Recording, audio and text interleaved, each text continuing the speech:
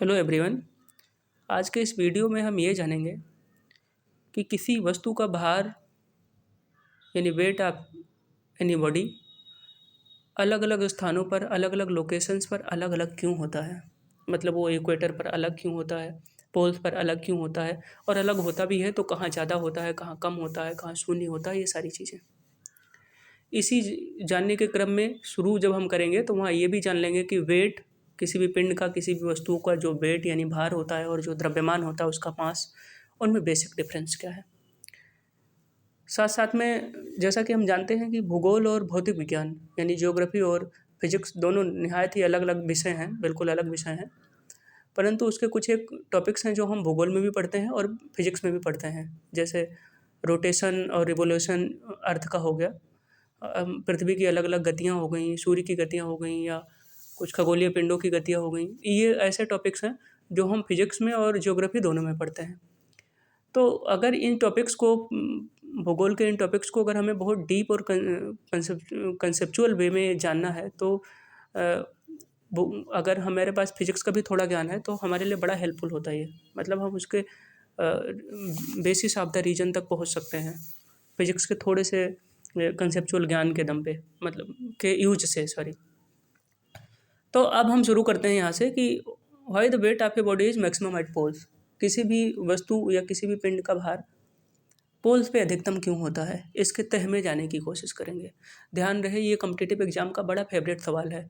ये फिजिक्स के अंतर्गत भी पूछा जाता है और भूगोल में तो पूछा ही जाता है। तो उसको जानने से पहले, उसको खूब डिटेल में जानने से पहले पहले तो हम जानते हैं इसके लिए जो बेसिक बातें जो हमें सीखनी है वो देख लेते हैं कि ग्रेविटी क्या होती है। तो ग्रेविटी है the force with which the earth attract a body towards its centre. तो ग्रेविटी बेसिकली एक फोर्स होता है किसका, अर्थ का, जो किसी भी बॉडी जो अर्थ के सरफेस के ऊपर है उसको अपने तरफ अट्रैक्ट करती है जिस फोर्स से, वही है ग्रेविटी, जिसको गुरुत्वाकर्षण कहते हैं हिंदी में। अब ग्रेविटी को स्मॉल जी से लिखते हैं। स्मॉल जी का मतलब ये, इसका फार्मूला लिखा हुआ है ये वाला स्मॉल जी। अब फिर हम आ जाते हैं वेट के पास। तो वेट, इस फार्मूले में जानने से पहले वेट और मास में अंतर थोड़ा सा समझ लेते हैं, फिर यहाँ आते हैं तो और ज़्यादा आसान हमारे लिए हो जाएगा कि वेट और मास में बेसिक अंतर क्या होता है, ये हमें जानना चाहिए। मास का मतलब होता है द्रव्यमान। ये एक स्केलर क्वांटिटी है, मतलब इसके गणना के लिए हमें दिशा की ज़रूरत नहीं है कि अलग डायरेक्शन में होने से इसकी वैल्यू नहीं बदलती, ये फिक्स होता है, कांस्टेंट होता है मास। मास का मतलब होता है हिंदी में द्रव्यमान, और द्रव्यमान किसी भी पदार्थ में निहित उसकी वास्तविक मात्रा जो होती है वो द्रव्यमान होता है। तो आप कहीं भी जाएं, कहीं की यात्रा करें, आप पोल पे चले जाएं, अर्थ के सेंटर पे चले जाएं, मास कभी नहीं बदलता है, ये ध्यान रहे। वेट क्या है, ये वेक्टर क्वांटिटी है, यानी कि ये डायरेक्शन पे डिपेंड करती है। मतलब कैसे, जैसे हम इक्वेटर की तरफ जाएंगे तो वेट अलग होगा, पोल की तरफ जाएंगे तो वेट अलग होगा, ये ध्यान रहे। दूसरा, mass of a rigid body is regular everywhere in the universe. जैसे मास, ये इसमें लिखा हुआ है कि मास किसी भी बॉडी का हर जगह सेम ही होता है, रेगुलर होता है। पर ये जो वेट है वो बदलता रहता है, वो रेगुलर नहीं होता, अलग अलग प्लेसेज पे वेट बदलता रहता है। ये इंपॉर्टेंट है, कॉम्पिटिटिव एग्जाम में पूछा जाता है, वैसे भी जानने के लिए ज़रूरी है। Mass can be resulted by a traditional balance. Mass को मापने के लिए ट्रेडिशनल बैलेंस से हम माप सकते हैं। इसके लिए, और जो वेट होता है इसके लिए हमें स्प्रिंग बैलेंस की ज़रूरत पड़ती है, स्प्रिंग तुला की। मास का यूनिट है, ये बड़ा इंपॉर्टेंट है, मास को मापते हैं हम किलोग्राम में और वेट को मापते हैं हम न्यूटन में, ये ध्यान रहे। लेकिन कई बार क्या होता है कि आप कोई पैकेट लेके आइए, जैसे बिस्किट की पैकेट लाएं या नमक की पैकेट, उस पर लिखा होता है कुल भार और फिर लिखा होगा 1 किग्रा या 2 किग्रा। वो एक्चुअली गलत लिखा होता है फिजिक्स के कंसेप्ट के अनुसार, चूँकि भार का मात्रक किलोग्राम है ही नहीं, भार का मात्रक है न्यूटन, वहाँ न्यूटन होना चाहिए। या तो इधर लिखा रहे द्रव्यमान, ये कन्फ्यूजिंग होता है, तो कुल द्रव्यमान फिर वहाँ 1 किलोग्राम लिखा रहे तो ये आप जानेंगे कि द्रव्यमान को यानी मास को मापते हैं तो उसका यूनिट होता है किलोग्राम, और जो वेट होता है उसका यूनिट होता है न्यूटन। तो ये उसी तरह गलत है जैसे हम कह दें कि यहाँ से लखनऊ तक की दूरी या यहाँ से सिक्किम तक की दूरी है 500 लीटर, तो मात्रा का बड़ा महत्व होता है। दूरी चूँकि किलोग्राम में नहीं मापी जाती, लीटर मीटर में नहीं मापी जाती, उसके लिए लीटर में नहीं मापी जाती, दूरी मापी जाती है मीटर या किलोमीटर में। तो उसी तरह से जो वेट होता है वो न्यूटन में मापा जाता है, लेकिन वो गलती से कई सारे जो खाने पीने वाले पैकेट्स हैं और जगहों पर वो कुल भार, टोटल वेट, उसके बाद किलोग्राम उसके पीछे लिख देते हैं, वो फिजिक्स के हिसाब से गलत है। Mass can never be zero. Mass zero कभी नहीं हो सकता, मास कभी भी जीरो नहीं हो सकता, चूँकि किसी भी पदार्थ की निहित टोटल जो मात्रा है वो जीरो, जितना अगर उसका है उतना होगा। अगर पदार्थ को एग्जिस्ट कर रहा है तो उसमें कुछ ना कुछ द्रव्यमान जरूर होता है, तो वो जीरो नहीं होगा किसी भी प्लेस पे। लेकिन वेट जो है वो जीरो हो सकता है, क्योंकि वेट एक स्केलर क्वांटिटी है और ये अल्टीमेट अभी आगे चल के हम पढ़ेंगे कि ये डिपेंड करता है ग्रेविटी पे, अर्थ की ग्रेविटी पे। तो वो प्लेसेस जहाँ जहाँ अर्थ की ग्रेविटी जीरो होगी वहाँ वेट जीरो हो जाएगा अल्टीमेटली। ये चीज़ ध्यान रखेंगे, क्योंकि वेट को डब्ल्यू से लिखते हैं, इसका फार्मूला होता है W=mg। तो m होता है उसमें जो द्रव्यमान है मास, और g होता है ग्रेविटी। तो ग्रेविटी जहाँ जहाँ जीरो होगी तो m इंटू जीरो जीरो ही हो जाएगा वेट उन प्लेसेस पे। नेक्स्ट है mass does not change based on location. Mass location के हिसाब से नहीं बदलता, वेट लोकेशन के हिसाब से बदलता रहता है। उसके बाद mass is measured using ordinary waiting. इसके लिए हम पहले ही देख लिया कि मास को मापने के लिए किसका इस्तेमाल करते हैं और वेट को मापने के लिए किसका इस्तेमाल करते हैं। अब इधर आ जाते हैं, हम पढ़े थे अभी हम ग्रेविटी की होता क्या है। ये एक फोर्स है जिससे अलग अलग तरह के पिंडों को, वस्तुओं को, बॉडीज को क्या करती है, धरती अपने तरफ जिस बल से अट्रैक्ट करती है वो होता है ग्रेविटी। अब ग्रेविटी के बाद आता है वेट। वेट और मास अलग अलग चीज़ें हमने जान लिया। यहाँ वेट का फार्मूला होता है mg। वेट को अगर हमें किसी के वेट को काउंट करना हुआ तो सबसे पहले हमें ये पता होना चाहिए कि उसका क्या मास कितना है, और उसके बाद में जिस जगह पे, जिस प्लेस पे हम माप रहे हैं उस चीज़ को, उस जगह के लिए जी की वैल्यू क्या है। अब उस जगह के लिए जी की वैल्यू का क्या मतलब है, क्योंकि अभी हमने पढ़ा है कि जी जो है वो जी यानी ग्रेविटी, और ग्रेविटी क्या है, ग्रेविटी एक वेक्टर क्वांटिटी है। तो वेक्टर क्वांटिटी है और जैसे जैसे लोकेशन चेंज होता है ग्रेविटी यानी जी की वैल्यू बदलती जाती है। तो उसी तरह से चूंकि अल्टीमेटली यहाँ देख रहे हैं W=mg है, तो यम तो पिंड का फिक्स ही होता है, तो जी जैसे जैसे बदलेगा उसी हिसाब से वेट बदलता जाएगा। तो W का फार्मूला हो गया W=mg। अब यहाँ W=mg हो गया, यम हो गया फिक्स, लेकिन जो जी है, स्मॉल जी जिसको ग्रेविटी कहते हैं, ये फिक्स नहीं होता, ये बदलता है। ये कैसे बदलता है, जी का फार्मूला होता है capital G into M oblique R square, या capital G M by R square. अब कैपिटल जी क्या होता है, ग्रेविटेशन कांस्टेंट, ये फिक्स होता है हर जगह। इसकी वैल्यू हमने नीचे लिस्ट कर दी है, लिख दी है। और एम है अर्थ जो है, ये जो अर्थ है हमारी, इसका वेट है एम, ये जो कैपिटल एम दिख रहा है। और आर क्या है, ये जो स्मॉल आर दिख रहा है, ये अर्थ का रेडियस है। अब ये बड़ा टेक्निकल पॉइंट है, हमें ध्यान देना है कि स्मॉल जी का फार्मूला हो गया GM/r², और स्मॉल आर है क्या, अर्थ का रेडियस। अब अगर अर्थ का हमारे शेप हर जगह सेम होता तब तो ये रेडियस भी सेम होता, क्योंकि किसी सर्किल में हमको पता है सर्कल का रेडियस सेम होता है हर जगह, सर्किल की सारी रेडियस सेम होती है, किसी भी वृत्त की सभी त्रिज्याएं समान होती हैं। परंतु जो हमारी अर्थ है वो कहने के लिए तो हम सोचते हैं कि वृत्ताकार है, गोलाकार है, लेकिन वो कंप्लीट गोलाकार नहीं है, वो इलिप्टिकल शेप की है। और जब कोई इलिप्स होती है, अभी हम आगे चल के पढ़ेंगे कि हमारे अर्थ का शेप ये है, जैसे हम सोचते कैसा है, जो डॉट डॉट लाइन में है सर्कुलर, ऐसा जो हमारे इमेजिनेशन में आता है, लेकिन रियल में क्या है, जो डार्क लाइन है, इस तरह का हमारे अर्थ का शेप है, इलिप्सॉइड की तरह। तो इलिप्सॉइड की विशेषता ये होती है, इसमें दो एक्सिसेज होते हैं, जो मैं थोड़ा भी पढ़े होंगे उन्हें पता होगा, ना भी पता होगा तो मैं सिंपल करके बता दे रहा हूँ। उसमें एक होता है मेजर एक्सिस, एक होता है माइनर एक्सिस। अब ये जो आरपी दिख रहा है आपको, ये हो गया सेंटर पॉइंट, जहाँ ये दोनों तीरें मिल रही हैं, ये हो गया सेंटर पॉइंट। यहाँ से ऊपर की तरफ जब हम जा रहे हैं नॉर्थ की तरफ, तो ये लिखा हुआ है आरपी। आरपी का मतलब polar radius, P for polar और आर फॉर रेडियस। तो ये पोलर रेडियस किसका हो गया, अर्थ का। और आर ई का मतलब हो गया ई से E for equator, R for radius, तो इक्वेटर रेडियस। तो ये अर्थ जो है, इसका जो नॉर्थ टू साउथ वाला पोल है, ये नॉर्थ साउथ वाले पोल के बीच में जो एक्सिस है, ये माइनर एक्सिस है, चूँकि ये छोटा है इस एक्सिस की लंबाई। और जो ईस्ट टू वेस्ट वाला है ये बड़ा है, तो ये है मेजर एक्सिस। यानी कि ये जो इलिप्टिकल शेप है, तो इसमें इसकी सारी त्रिज्याएं जितनी भी हैं वो समान नहीं है। जैसे जैसे प्लेस बदल रहा है, मतलब जैसे जैसे इक्वेटर की तरफ जा रहे हैं तो हम देख रहे हैं कि जो उसकी रेडियस क्या है वो बड़ी है, जैसे जैसे हम पोल की तरफ जा रहे हैं तो रेडियस छोटी है। तो अब क्या हो गया कि यहाँ से हमें ये पता चल गया कि अर्थ जो है ये कंप्लीट सर्कुलर नहीं है, उस कंप्लीट सर्कुलर नहीं है, इसका मतलब हर जगह इसकी रेडियस सेम नहीं है। अब ये चीज़ हम ध्यान रखेंगे। अब यहाँ पहुँचते हैं, तो ये चीज़ अब सेम नहीं है, और ये स्मॉल आर मैंने बताया ये रेडियस ऑफ अर्थ होता है, और ये रेडियस ऑफ अर्थ हर जगह सेम नहीं है। तो ये जहाँ जहाँ ये रेडियस कम होगा वहाँ तो इस जी जो स्मॉल जी है इसका मान क्या होगा, ज़्यादा होगा। ये क्यों होगा, चूँकि ये जो स्मॉल जी है इस फार्मूले से दिख रहा है G=GM/r², g directly anti proportional to the radius R of the earth. कि मतलब जैसे ये GM/r² है, जैसे स्मॉल आर जो नीचे लिखा हुआ है इसकी वैल्यू जैसे जैसे बढ़ती जाएगी, तो ये फिर क्या होगा, अल्टीमेटली स्मॉल जी की वैल्यू घटती चली जाएगी, क्योंकि ये स्मॉल जी की वैल्यू इस रेडियस ऑफ अर्थ के वैल्यू के एंटी प्रोपोर्शनल है। मतलब रेडियस ऑफ अर्थ बढ़ेगा, ये फार्मूला से दिख रहा है, तो रेडियस ऑफ अर्थ जैसे जैसे बढ़ता चले जाएगा वैसे वैसे क्या होगा, स्मॉल जी की वैल्यू घटती चली जाएगी। जैसे अगर हम P/Q लिखते हैं और P को मान लिया परिमेय संख्या में और p को मान लिया 1 है, तो नीचे जो q वाली वैल्यू है उसकी वैल्यू जैसे जैसे बढ़ती चली जाएगी पॉजिटिव में 1 2 3 4 5, वैसे वैसे उस परिमेय संख्या की वैल्यू घटती चली जाएगी। तो ऐसे यहाँ पर ये डिनोमिनेटर जो नीचे लिखा हुआ है आर स्क्वायर, जैसे जैसे आर स्क्वायर बढ़ता चला जाएगा वैसे वैसे स्मॉल जी घटता चला जाएगा। तो अब जैसे जैसे जिन जिन जगहों पे स्मॉल आर बड़ा होगा यानी रेडियस ऑफ अर्थ, वहाँ वहाँ जो जी है स्मॉल जी वो छोटा हो जाएगा, और जहाँ जहाँ स्मॉल आर जो है रेडियस ऑफ अर्थ ये छोटा होगा वहाँ वहाँ कैपिटल जी स्मॉल जी जो है ग्रेविटी वो बड़ी होती चली जाएगी। अब आगे देखते हैं, एम कैपिटल एम यहाँ पे है मास किसका, अर्थ का मास वो फिक्स है। पृथ्वी ब्रह्मांड में संपूर्ण ऊर्जाओं का योग जो है नियत रहता है, उसी तरह से द्रव्यमान भी एक तरह का ऊर्जा का रूप है। तो पृथ्वी का जो द्रव्यमान है वो हमेशा नियत रहता है, उसमें कहीं कोई दिक्कत नहीं आती, ये कांस्टेंट होता है। और कैपिटल जी मैंने बताया गुरुत्वाकर्षण नियतांक है, इसकी वैल्यू होती है 6.67 मल्टीप्लाइड बाई 10⁻11 न्यूटन मीटर पर किलोग्राम स्क्वायर। तो ये भी हमेशा नियत रहती है, ये भी नहीं बदलती। बदलता कौन है, यही आर क्या, अर्थ का रेडियस। तो अब अर्थ का रेडियस कहाँ ज़्यादा है कहाँ कम है, यहाँ आके देखते हैं।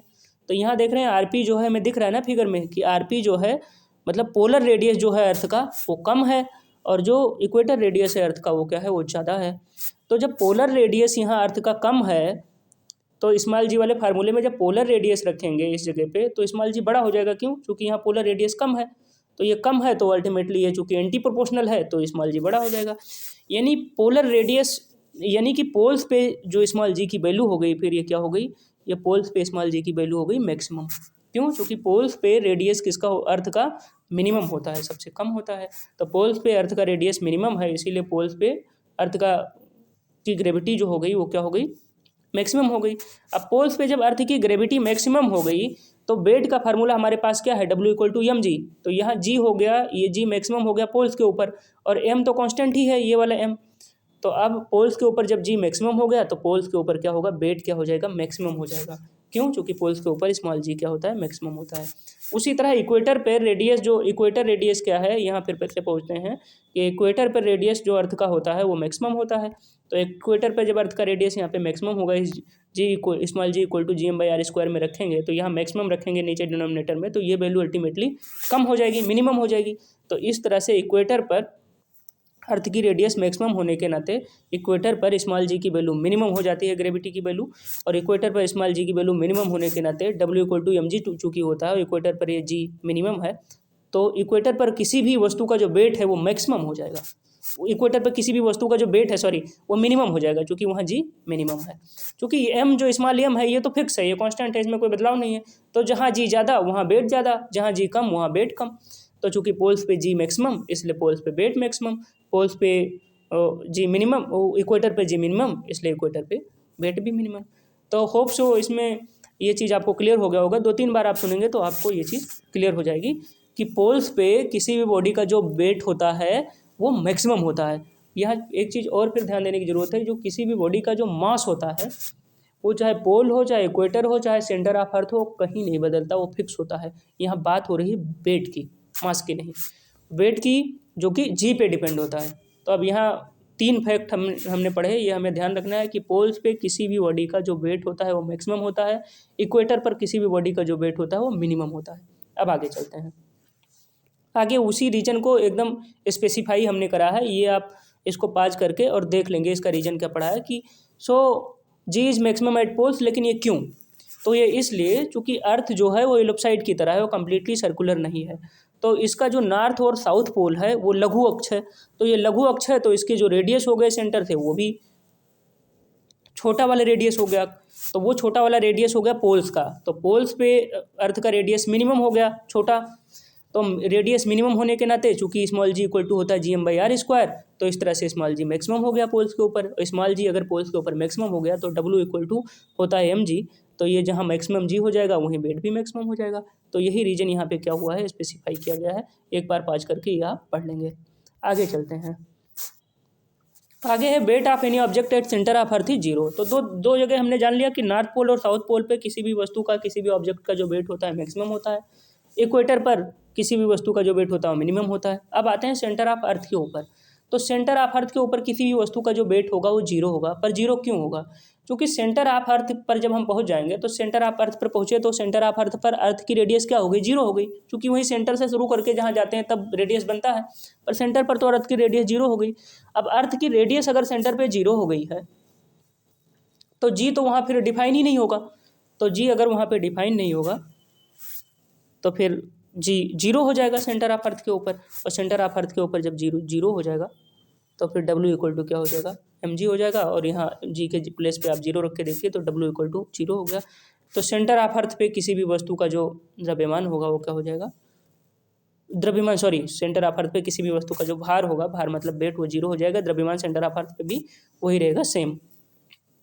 द्रव्यमान कहीं नहीं बदलता है, भार बदलता है। अब यहाँ हमने नोट में भी लिखा है कि note mass is constant and never changes. किसी भी वस्तु का जो मास यानी द्रव्यमान हो कभी बदलता नहीं है। ये कोई भी लोकेशन कहीं चले जाएं, लेकिन जो वेट होता है वो लोकेशन के हिसाब से बदलता रहता है। क्यों? क्योंकि लोकेशन के हिसाब से अर्थ की ग्रेविटी बदलती रहती है और मास और वेट जो होता है वो डिपेंड करता है अर्थ की ग्रेविटी के ऊपर। इसलिए जैसे जैसे लोकेशन बदलता है उसका वेट बदलता चला जाता है। अब ये दूसरा जो पॉइंट है यहाँ पे, ये पहले ही हमने बता दिया लेकिन फिर से समराइज कर रहे हैं कि weight of any object is minimum at equator. किसी भी वस्तु का, किसी भी ऑब्जेक्ट का जो वेट इक्वेटर पे होता है वो होता है मिनिमम। क्यों? वो यहाँ पे लिखा गया है because radius of earth at equator is maximum. अब ये कैसे है, ये फिगर आप देख लीजिए यहाँ पे और क्लियर हो जाएगा। ये हो गया सेंटर ऑफ अर्थ, ये वाला पॉइंट। अब ये आर ई देख लीजिए, आर ई और आर पी में देख लीजिए, ये इक्वेटर वाला रेडियस है और ये पोलर रेडियस है। इक्वेटर वाला रेडियस देख लीजिए बड़ा है, तो इक्वेटर वाला रेडियस चूँकि यहाँ बड़ा है, जो कारण यहाँ पे हम देख रहे थे, because radius of earth at equator is maximum, so g at equator is minimum. चूँकि जी डायरेक्टली एंटी प्रोपोर्शनल होता है रेडियस ऑफ अर्थ के। वो कैसे? वो ऐसे, यहाँ पे फार्मूला उसका हमने लिखा हुआ है। ये चूँकि स्मॉल जी होता है GM/r², तो GM/r² हो गया, आर हो गया नीचे, तो ये एंटी प्रोपोर्शनल हो गया। तो इस तरह से because radius of earth at equator is maximum, so g at equator is minimum.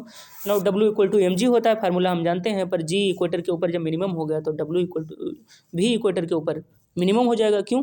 क्योंकि जो मास है वो फिक्स ही है, तो ये g के बदलने के हिसाब से वेट बदलेगा और g मिनिमम हो रहा है इक्वेटर के ऊपर, इसलिए वेट भी मिनिमम हो जाएगा किसी भी पिंड का इक्वेटर के ऊपर। तो यहाँ तक हमारा क्लियर हो गया। अब बोनस में कुछ चीज़ें बता देते हैं कि इस नेचर के में, और इसी से रिलेटेड टॉपिक है कि नेचर में 4 फंडामेंटल फोर्सेज पाए जाते हैं हमारे नेचर में। पहला तो होता है strong nuclear force. Strong nuclear force ये कहाँ पे होता है, कहाँ इसका कंसेप्ट कहाँ पे है? न्यूक्लियर फ्यूजन और न्यूक्लियर फिशन, मतलब नाभिकीय संलयन और नाभिकीय विखंडन में जो फोर्स इन्वॉल्व होता है उसको कहते हैं प्रबल नाभिकीय बल, मतलब स्ट्रांग न्यूक्लियर फोर्स। ये इस ब्रह्मांड में पाया जाने वाला सबसे स्ट्रांगेस्ट फोर्स है। ये ध्यान रखेंगे, कॉम्पिटिटिव एग्जाम में कई बार पूछा जाता है। 4 बल दे दिए, उन्हें क्रम में सजाने को कह दिया जाता है कि मतलब तीव्रतम या सबसे ज़्यादा स्ट्रांगेस्ट से वीकेस्ट की तरफ आप इसको लगाइए। तो इसमें भी हमने सीरियल से लगा रखा है 1 2 3 4, स्ट्रांगेस्ट से वीकेस्ट की तरफ। तो सबसे स्ट्रांग जो बल होता है वो होता है स्ट्रांग न्यूक्लियर फोर्स, प्रबल नाभिकीय बल। ये नाभिकीय विखंडन और नाभिकीय संलयन में यही वाला बल इन्वॉल्व होता है। दूसरा वाला जो बल है वो इलेक्ट्रोमैग्नेटिक फोर्स है। इलेक्ट्रोमैग्नेटिक फोर्स, विद्युत चुंबकीय बल जिसको कहते हैं। ये 2 चार्ज पार्टिकल के बीच में लगता है। जैसे कोई भी 2 चार्ज पार्टिकल हों, अगर 2 चार्ज पार्टिकल ऐसे हैं जिन पर आवेश सेम है, प्लस प्लस ही है, तो दोनों रिपल करेंगे, मतलब दोनों एक दूसरे को प्रतिकर्षित करेंगे, एक दूसरे को दूर भगाएंगे।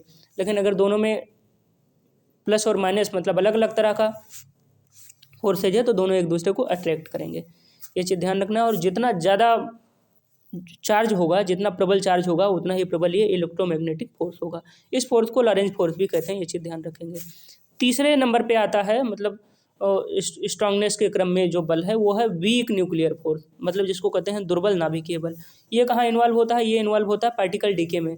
जो पार्टिकल वगैरह डीके, जैसे अगर किसी भी कण का जो पार्टिकल है, किसी न्यूट्रिनो को फिर टूटना है प्रोटॉन के अंदर और इलेक्ट्रॉन के अंदर, ऐसी जगह जो बल इन्वॉल्व होते हैं उसे कहते हैं वीक न्यूक्लियर फोर्स, यानी कि दुर्बल नाभिकीय बल।